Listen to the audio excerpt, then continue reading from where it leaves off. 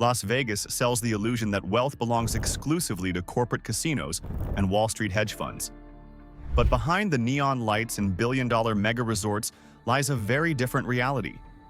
From 24-hour fast food monopolies to wholesale syndicates and media empires, these dynasties shape the state's economy from the shadows.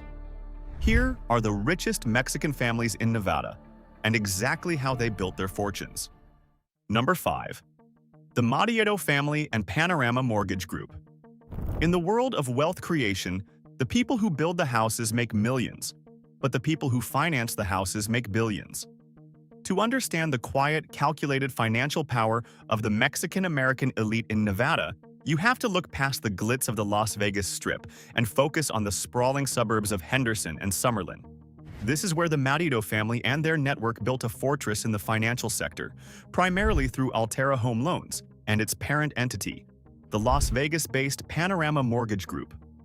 The story of this wealth is deeply tied to the demographic explosion of Nevada. In the early 2000s, traditional banking institutions had a massive blind spot. They were ignoring the fastest-growing demographic in the United States, the Hispanic homebuyer. Enter Alterra Home Loans. Founded with a mission to build wealth through homeownership for minorities, this 100% Hispanic-owned enterprise didn't just enter the mortgage market, they engineered a completely new pipeline for capital. How was the money made? It was made through volume, aggressive expansion, and specialized financial products. While legacy banks turned away immigrant families who lacked traditional credit profiles, Alterra leaned in. They mastered the ITIN, Individual Taxpayer Identification Number, loan market. These loans are designed perfectly for foreign nationals and immigrants who do not have standard social security numbers but have capital, cash flow, and the desire to own American real estate. By capturing this underserved market, Alterra cornered a highly lucrative, low-default demographic that the corporate banking world had completely abandoned. How was it protected? Through aggressive scaling and corporate restructuring. Operating out of Las Vegas, the company expanded its licensing to 40 states across the country. They didn't just stay a local Nevada lender, they became a national juggernaut. They formed Panorama Mortgage Group to act as an umbrella organization, allowing them to operate multiple brands like Legacy Home Loans and Inspiro Financial under one massive corporate roof. They integrated proprietary technology, launching the Pronto Plus app, allowing users to apply and track mortgages entirely on their smartphones. This reduced overhead, streamlined the origination process, and kept the profit margins exceptionally high. The power move here is undeniable. In a state where everyone comes to gamble their life savings, this family enterprise built an institution that literally owns the paper on the homes of the people dealing the cards, pouring the drinks, and managing the casinos. Their network is reported to have funded massive portfolios stretching into the billions over its operational lifetime.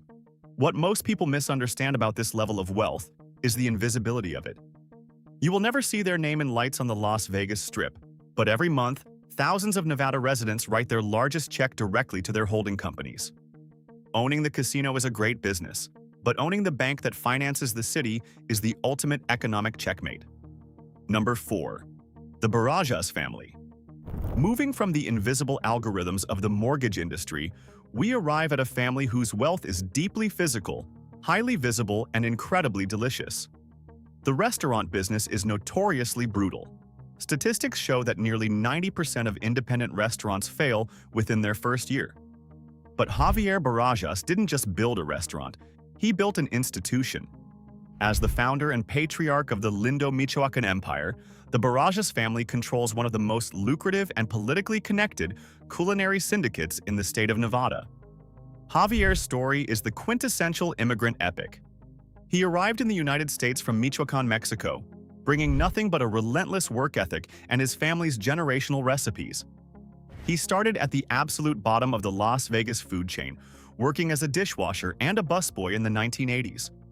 But he watched, he learned, and he saved every single dollar. In 1990, he opened the first Lindo Michoacan on Desert Inn Road. He didn't try to reinvent the wheel, he simply offered massive portions of authentic, high-quality Mexican food in an environment that felt like a celebration. the strategy worked flawlessly. How was the money made?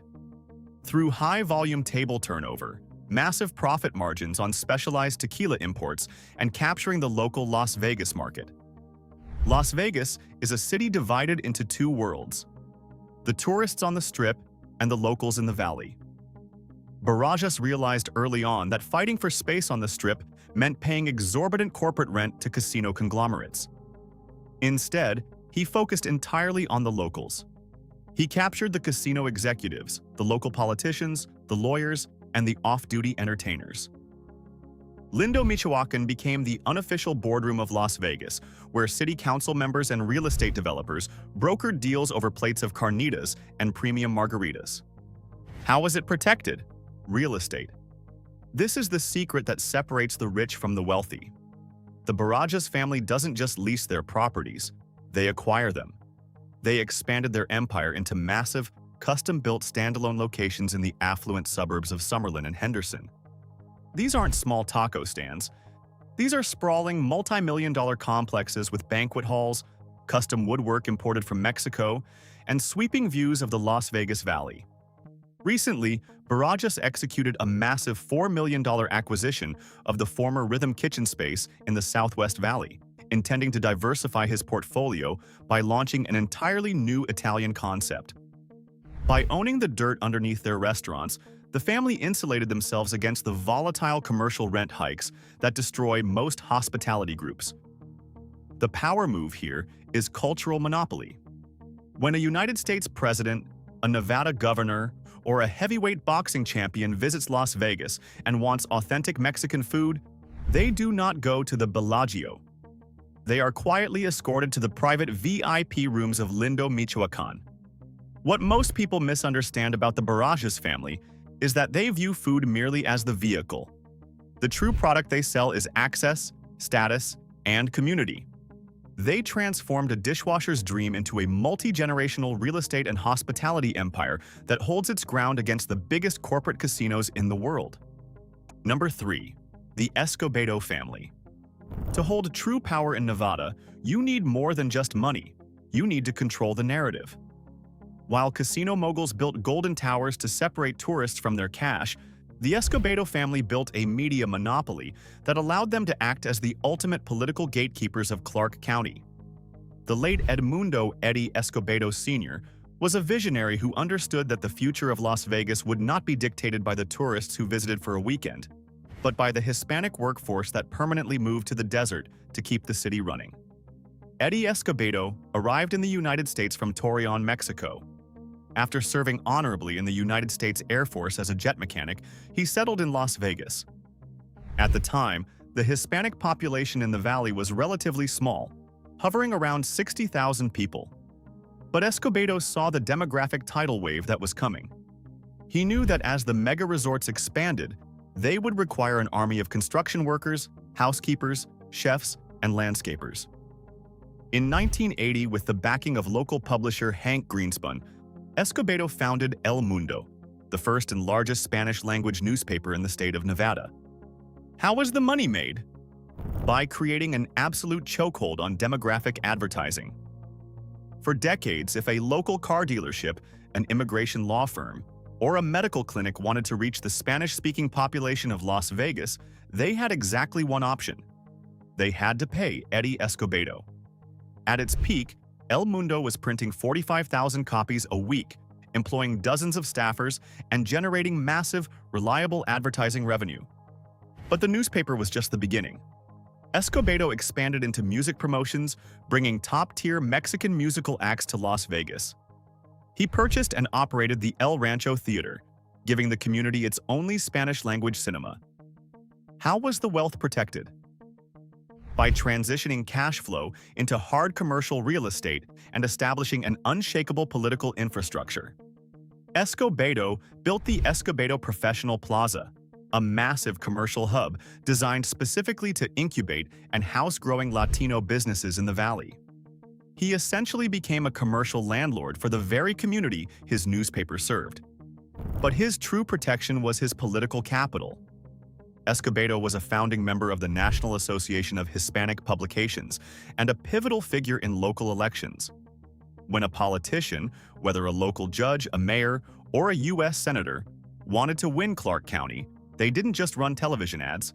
They were required to sit in Eddie Escobedo's office, drink his coffee, and ask for his public endorsement.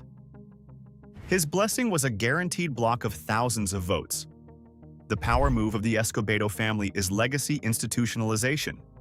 Eddie Escobedo didn't just make millions. He cemented his name into the very geography of the state. In 2008, the Clark County School District, the fifth largest in the United States, named a massive state-of-the-art educational facility the Edmundo Eddie Escobedo Senior Middle School. What most people misunderstand about the Escobedo wealth, now managed by Eddie Jr. and the surviving family, is that it transcends standard corporate valuation. You can calculate the value of their commercial plazas and media assets, but you cannot put a price tag on a family name that commands absolute respect from both the working-class neighborhoods of East Las Vegas and the elite political corridors of Carson City. Number 2. The Vega family. If the Escobedo family controlled the media and the Barajas family controlled the local dining scene, the Vega family achieved something much larger. They controlled the supply chain of the casinos themselves. Las Vegas is a city built on the concept of losing. The house always wins. But there is a secret tier of wealth that exists entirely above the casino floor. It belongs to the wholesale suppliers. Every casino, regardless of whether a high roller wins or loses millions at the baccarat tables, must purchase massive quantities of food, liquor, bar supplies, and operational materials every single day. Rafael Rey Vega recognized this reality and built Vegas Enterprises, Inc., a wholesale conglomerate that became the invisible engine of the Strip. How was the money made? By achieving absolute B2B, business-to-business, dominance. Rey Vega didn't deal with individual tourists. He dealt in massive, multi-million-dollar corporate contracts. His company supplied the bars, the restaurants, and the massive buffet operations that defined the Las Vegas experience. By the mid-1990s, Vegas Enterprises was grossing over $75 million annually. Adjusted for inflation and the explosive growth of the Las Vegas mega-resort era, that revenue stream places the Vega family in the highest echelon of American wealth. In fact, during that era, Vega Enterprises was officially ranked as the 34th largest Hispanic-owned business in the entire United States, and the absolute #1 minority-owned business in the state of Nevada. How was it protected? By becoming an irreplaceable piece of the city's infrastructure. Casino corporations are ruthless. They will switch vendors over a fraction of a cent. To survive and maintain a $75 million gross revenue, Vega had to establish logistical perfection. He employed over 250 people, creating a distribution network so efficient and deeply entrenched that rival supply companies simply could not compete. He built relationships with the old guard casino bosses and the new corporate CEOs, ensuring that his trucks were always the ones backing into the loading docks of the biggest properties on the Strip. But the ultimate power move was how Rey Vega leveraged his wholesale empire into international diplomacy. In January 1996, Vega was officially appointed as the honorary consul of Mexico in Las Vegas by the Consul General of Mexico. This wasn't just a vanity title. Vega was granted significant diplomatic powers. He was assisting Americans in processing visa papers, acting as a direct ombudsman for Mexican nationals in Nevada, and pursuing high-level international business and educational treaties. He blurred the line between a corporate CEO and a foreign diplomat. What most people misunderstand about the Vega family's wealth is the absolute insulation of it. A casino might go bankrupt, a mega resort might change ownership, and the economy might crash, but the operational supply chains must remain unbroken. By owning the wholesale distribution lines, the Vega family didn't just gamble on the success of Las Vegas. They sold the shovels during the gold rush. They achieved a level of systemic wealth that allowed them to operate with diplomatic immunity, entirely detached from the volatility of the consumer market. Number 1. The Robledo family. We have arrived at the pinnacle. The absolute apex of Mexican wealth in the state of Nevada does not belong to a real estate developer, a media mogul, or a casino vendor. It belongs to a family that sells tacos. But to call Roberto's taco shop a fast food chain is a massive understatement. It is a 24-hour, multi-generational, relentlessly profitable cash machine that holds a complete monopoly over the late-night economy of the Las Vegas Valley. The story of Roberto and Dolores Robledo is the ultimate testament to the power of scale, stamina, and strategic market capture. Roberto Robledo was born in a mud and hay house with dirt floors in rural Mexico in 1928. He arrived in the United States in 1943, working brutal manual labor jobs, digging ditches, and washing cars. In the 1960s, living in San Diego, he purchased a used tortilla machine for exactly $30. He and his wife Dolores began manufacturing tortillas from their home, delivering them to local restaurants in a $40 station wagon. Eventually, they opened their own storefront, launching the first Roberto's taco shop. They found success in California, but the true explosion of their wealth occurred when they recognized a massive, untapped gold mine located a few hundred miles east in the Nevada desert. How was the money made?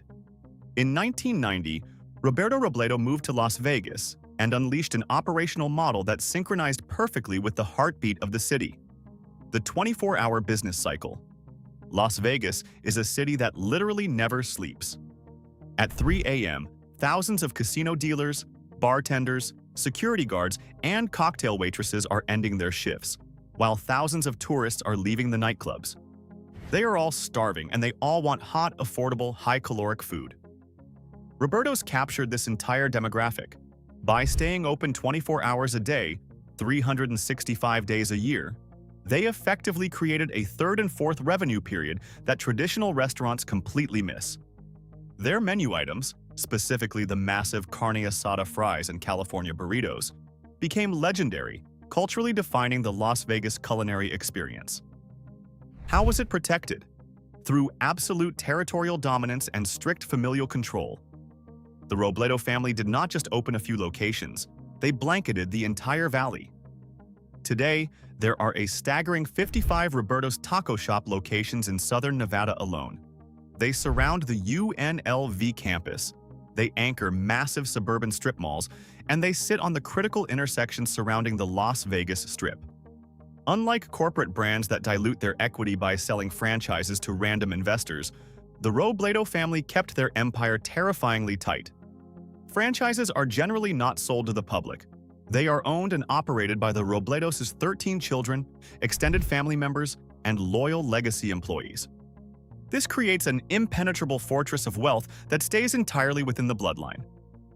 The power move here is real estate saturation and vertical integration.